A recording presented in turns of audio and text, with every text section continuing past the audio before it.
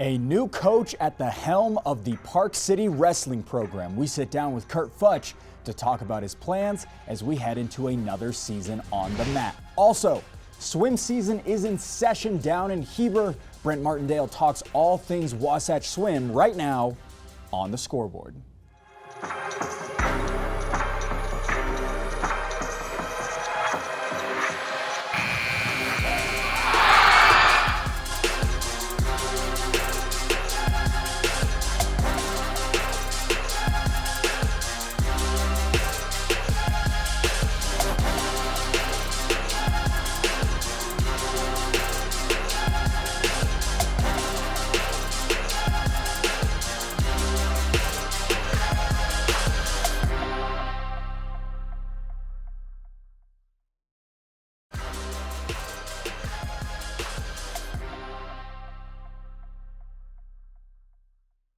The Wasatch swim team kicked off their season last week, and Brent Martindale had the chance to catch up with some of the team headed into the winter season. Hey, we're with Sean Marsing, the head swimming coach at Wasatch High School, and we're here at the Wasatch Aquatic Center. Fabulous facility, Coach. Thanks for taking a minute. We got a fun meet tonight. It's one of your first ones of the season. Before we talk about it, tell me a little bit about how your first couple of weeks with swim is going. Yeah, it's going really well so far. This is our third swim meet. We've had a little bit of a season already under us. We get to start a little earlier than most winter sports, but it looks really good. We've got a really young girls team, which is exciting. A lot of kids that are excited to be part of the high school team and seeing what it's like to be on the high school team. And then our boys are young in that we have a lot to learn, but they're willing to do so, and we're actually looking better than I was expecting. So again, before the meet, you've had a few weeks, and you say that what is your off season like? Like, what has the last few months been like of what you can and can't do with your kids? Yeah, so as far as high school goes, we get to start the last Monday in September, and so we get a month of teaching kids how to swim. But then really our best kids, they'll swim all year round. We have a nice long course season that starts in March and goes until August. So I really am a big believer that summer swimming makes winter champions. So you gotta train hard in the summertime. Probably just like any other sport, I guess, right? Yeah. Well, tonight you have a couple of region teams here, and I know region is tough all the time, but Springville and Provo. Tell me how things went. I saw some really good things myself. I heard lots of kids saying personal best. I'm not kidding, like 10 times. Yeah. Some of your kids saying that. Is it this time of year that happens? And how did they do against Springville and Provo? We did really well. Those two teams are down a little bit this year. Springville's usually really good. They're still a good team, but they had some moments I saw for sure. Yeah. Yeah, they did. This one, I normally don't let my kids pick their races. I let them pick it this time. So a lot of them swam races they hadn't in a while, which leads to PRs. So those PRs. Yeah. So, but I think we're really good. We swam against Olympus last week, and that's the real test of where we're at. And I think our girls hung really well. So I think we'll be competitive this year. That was my next question. I knew the Olympus meet, and they've been state champs 2 years in a row. Is that what I remember? Or maybe I'm wrong with that, but I know that you're always with them. So you pleased with that event, how that went? Yeah, it went really well. Yeah, so this is their second men's title, and their first women's was last year. And I was a little nervous that our girls couldn't hang with them, but we really did a good job. And although our boys aren't quite in their league, I was very pleased with how they did, which really gave me a lot more feeling for where we're at. Instead of thinking we had as much to do as I thought we did, they really came around. So. At this stage of the season, you have upcoming in just a couple days a really big, fun invite. Tell us a little bit about that and some of the teams that are coming. Yeah, this is our annual Thanksgiving invite, kind of get us started. Lone Peak will be here. They are the reigning women's 6A champions, and they look really good again this year. And this is probably our next big test for the girls where they stand up. Their boys are also really good. They'll give us a run for their money, but they're more like we are. Still learning and trying to be great. Then we've got teams as far away as Richfield coming. South Summit will be here. So some other smaller teams, but it's great to to reciprocate to them, we went out to Richfield last year, and so they're going to come out here. So it's nice. Teams like to come here. It's a fabulous facility. You guys are former state champs, and they know you're always going to be good. Is it hard getting teams to come to this type of thing? Not usually. A lot of people love our pool. I mean, other than BYU and maybe Utah Tech, I think this is the best place to swim. So people are recognizing that. Salt Lake people are realizing that Heber is not actually that high of an elevation as they thought it was. So they're willing to come out here. Sean Marsing, head coach at Wasatch High School, thank you so much for taking a minute. You're welcome.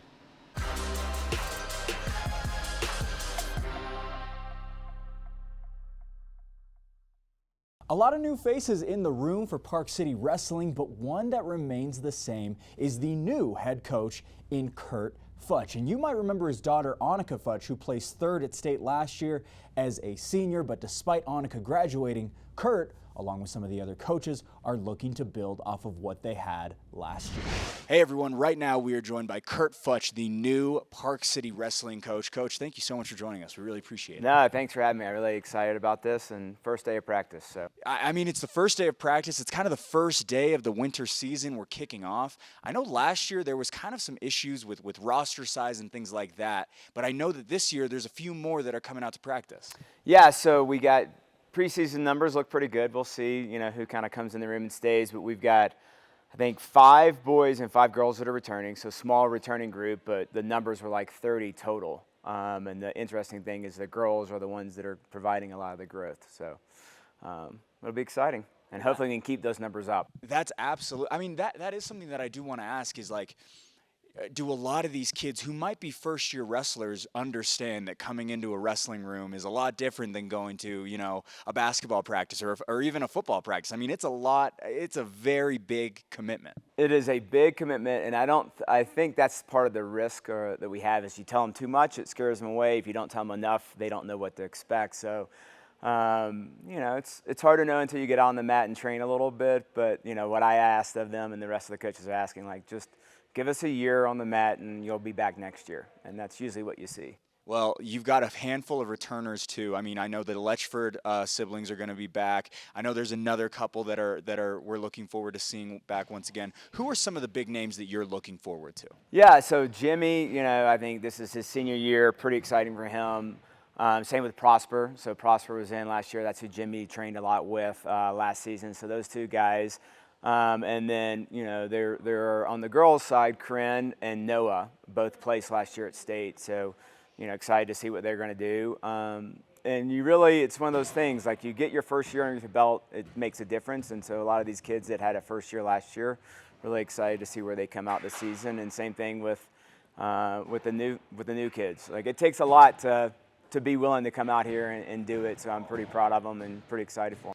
It absolutely does. I think there were 12 kids on the team last year, so hopefully those numbers do, increase. And as this, kind of week goes by, and some probably start, dropping out and not coming to practice and things like that. But for you, this is your first season at the helm. Last year it was Todd Combs. This year it's you. Could you talk to us a little bit about the process of becoming the head coach and what kind of happened during the offseason?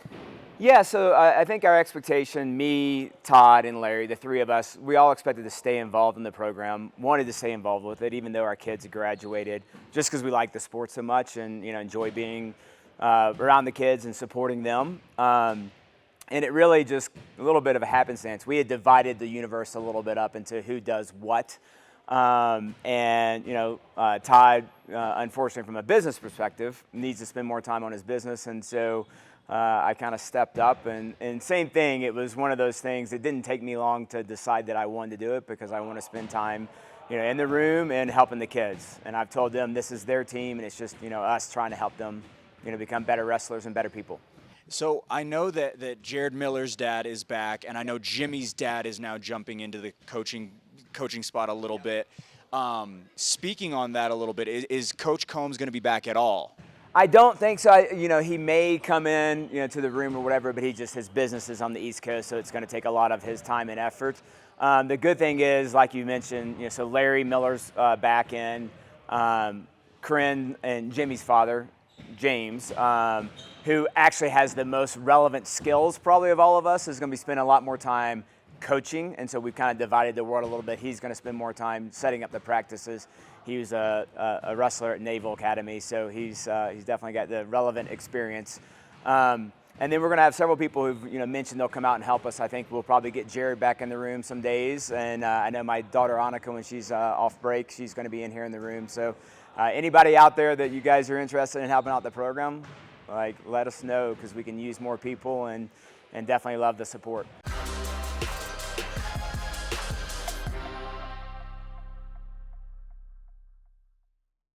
Well, this team is still full of talent, but I do want to ask a little bit. I mean, last year it did seem like it was very top-heavy. I mean, Annika, Jared, Stone, that was kind of we called it on our show the three-headed monster. I mean, it seemed like there could have been 3 potential state champions or 3 potential runner-ups. And so coming into this year, there's kind of a little bit of a rebuild, I guess you would say. There's not as much star power as there was, but what are your predictions for what the team is going to look like come February, come March? Yeah, and I'm pretty excited about it. Like I said, we've got 10 people who've spent time in the room before. A couple of the other people who are starting this year have jiu-jitsu backgrounds, so that helps. I know you and I were talking about it earlier. It is another combat sport where you're used to the physicality, different little mentality. So I think that fighting background is going to help, and I really think the more time that people spend in the room, I think time will tell that. We're going to really focus on a handful of things. The challenge last year was just you had a room that had certain levels and needs, and then you had other people who had certain level and needs, and it's hard to run practices like that. So I actually think it may be easier for us to run practices and kind of set up a system. We're gonna be pretty simple. James Letchford he's got really good pedigree on wrestling and coaching, and I think we're going to focus on the important things, and a lot of it has to do with conditioning and then just knowing the fundamentals. So I think you're going to see us at the end of the year, just perfecting some moves and hopefully being in good shape and seeing what happens, but hopefully taking a lot of people to state. Yeah, I mean, one of the big things that stuck out there is talking about the conditioning. I mean, wrestling is one of the most cardiovascular, devastating sports. I mean, being in a match, really being in a difficult match is one of the most difficult things mentally and physically that you would have to go through for any high school person or any collegiate wrestler or anything like that. What are the plans for conditioning and things like that? What is the schedule going to be like to get these kids ready for season? Yeah, so the one thing that's always a challenge is just, given where we live and given the time of the year, there's a lot of gaps. So a lot of it's going to be put on the kids to make sure when they're not in the room, they're doing things outside. But, a fair amount of live training will always help with that, the normal conditioning stuff. And it's really you got to be in here consistently. And what we preach to the kids is, if you can just know your basic fundamentals and you can get to the third period, you can win a lot of matches, because people, cannot last that long, and that's where the fundamentals come out. So I think they don't love it, but I always tell them, I do this workout called the 3-6-9, and so they're going to be doing a lot of 3-6-9s this season. So it definitely is difficult. I mean, going back to what you were talking about with kind of the experience gap, I should say. You had your kids that were shoo-ins for state. Meanwhile, you had kids who it was their first, second day on the mat last year. When you go over to a place like Wasatch, these kids have all been wrestling since they were 9, 10 years old. And so being able to kind of go through that is very difficult as a coach like yourself. Is there any way, or are we going to see a little bit more of that again this year, do you think? Or do you think there's enough returners where you won't have that difficulty like you had last year? I think it's probably going to be a little bit more of the same, and really not to harp back on that, but really having people at different stages was tough, and so now we're kind of all in the same boat a little bit, so there are people that have more experience than others, but I think we're going to try to build the program around some very fundamental stuff, and that's my background in wrestling. That's definitely James's background of just strong fundamentals. We are never going to have as much time on the mat as Wasatch has. Like, they've been wrestling since they were 4. Stone and Jared were wrestling at that age. We don't have anyone in the room that really is going to be that kind of experience. So we're going to have to focus on fundamentals, being in really good shape, and the mental aspect of the game is really important. Well, that's going to be something really to look forward to. I personally cannot wait for this season. I mean, it's going to be so fun to see some of these kids and continue to watch them blossom. That was something I really enjoyed last year, too, was seeing these kids who were newer to the sport blossom and start to understand it more. So I can't wait for that either. Let's jump into, actually, one more quick question I did want to ask you about is, you mentioned it about Jared Miller going to be in the room a little bit more. He talked to me about that last year as well after his finals match as well. Do you really know how much he's going to be here and how much skin in the game he's going to have with this program? Because he mentioned to me that he really wanted to be in here as much as he possibly could. Yeah, so I'm making some assumptions here. So any mistake in that is mine and mine only. But I think, given his schedule and given the proximity, I think he wants to be in the room. He is a great coach. I mean, there were points last year where he was actually running some of the practices. He's just really good at it. I frankly could see him doing that as a long-term profession for him, or something definitely he would be involved with. So if his class schedule can work it, that's great, but I know he's taking a pretty challenging course. He's down at the honors program at the U. So, but the free time, I think he's got the desire and we've got the interest. So, well, hopefully he will be here as much as possible. Let's talk a little bit about you. We kind of just want to get to know you as well. We got to know Coach Combs last year, so we want to get to know you as you are now the head coach. Can you tell us a little bit about your wrestling background and just where you came up, how you grew up, and what led you to, being a part of a wrestling program here in Park City? Yeah, and I'll try to keep it short, but I grew up in Middle Tennessee, so I grew up in Nashville. 3 sports, 4 sports, that was the thing. And you don't see my stature, but given my stature, I was not playing basketball in junior high and high school. And so I was the youngest of 3 boys, always kind of tough and rowdy and rambunctious. So I got on the wrestling mat when I was in 7th grade. And it just really, that's what I excelled at. So I ended up wrestling all through high school, wrestled a couple years in college, and then got away, honestly, from the sport. It always was one of the biggest impacts on me. Just what you learn on the wrestling mat, how close I was to my kind of teammates, particularly the partners I wrestled with. And when I got a chance to kind of get back involved when we were in Park City, I kind of jumped at it. So I think this is my 6th year of being involved with the program. And I really love the sport. I think it's great for kids. I think it's a great thing for teenage boys to experience, and now that the girls wrestling has taken off, I think it's awesome, like for the teenage girls as well, learning some lessons about life that they will remember throughout. And you just realize that a lot of times things don't go your way, so you got to deal with the fact they don't go your way, and definitely on a wrestling mat they don't go your way a lot. There's no doubt about that. Every wrestler that I talk to talks about the lessons of life that you learn in the room and stuff like that. As a coach, what is your goal? What do you look forward to when you want to give these kids life lessons? It's far beyond just the pins and the shucks and the takedowns and all of those things. There's so much more to what wrestling is. Could you just tell us kind of your goals and what you hope that these kids get out of this wrestling season? Yeah, so there are a couple things that I said to the kids, and I'm kind of cheesy about this. I went with too many lists, but I'm one of those people. But it's kind of control the controllables. So like in life, there's only so many things you control, and all of them are related to yourself. It's not about other things. So I think wrestling teaches you that, and it's a great opportunity for kids to learn how to control the controllables. So their attitude, their effort, their execution. Another saying that I stole from Ted Lasso is just be a goldfish. It's like you can't worry about your past mistake. You can't worry about that stuff. You got to keep moving forward. And so I think that's something that wrestling definitely teaches you. And another thing I'd say is just the grit or the perseverance. You're going to be taken down. You're going to have goals that you don't meet, and I think that's pretty important. So I actually don't score matches from if someone wins or loses, because you can't control that, but you can control if you were aggressive, if you did the things you knew, if you took some shots, if you just take some forward action. So I think the biggest lesson for me, or one of the big lessons for the kids, is just go out there. It's scary, it's hard, I understand and I know it. Just try it, and you'll be impressed with what you can do and how you can grow if you make a little bit of effort and take some risk and be willing to fail.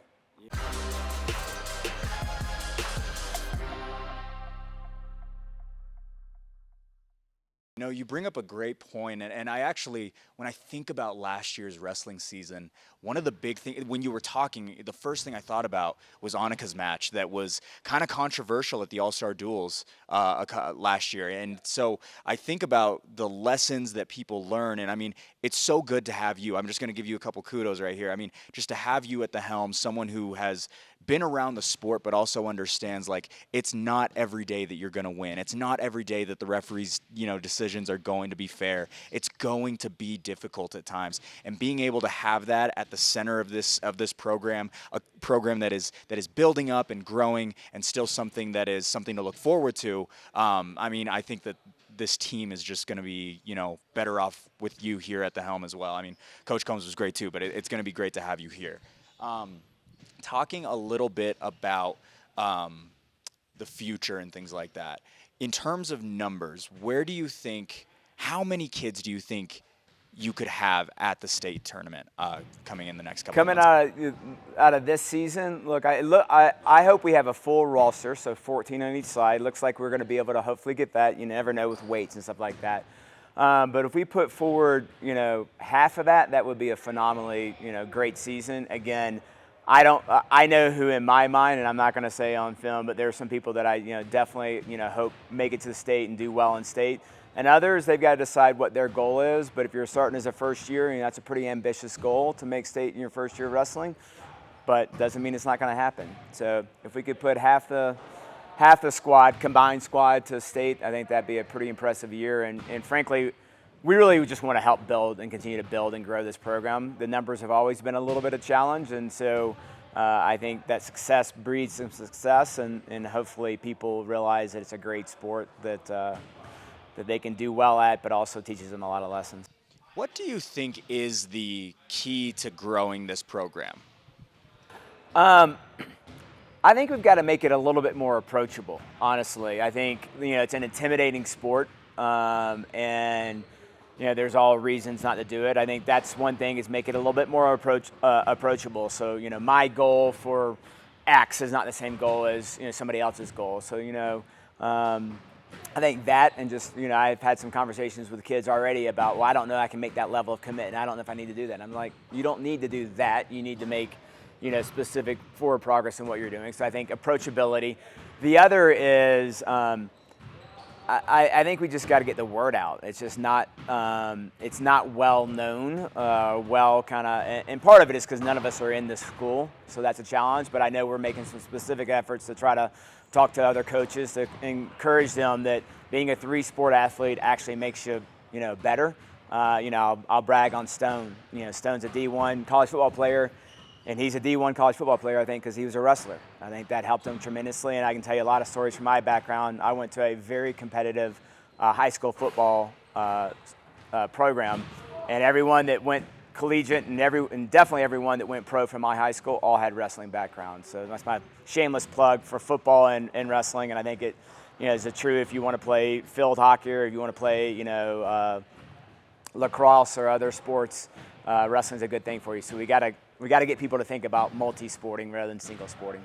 Last question from me. What do you want the theme of the team to be this year? What are you and the coaching staff, what is your main particular goal as we go into the 2022-2023 season? Yeah, so I think we've told the kids, look, this is your team. We're here to support you. So we're going to set, you know, parameters, but it's really, so you got to own this.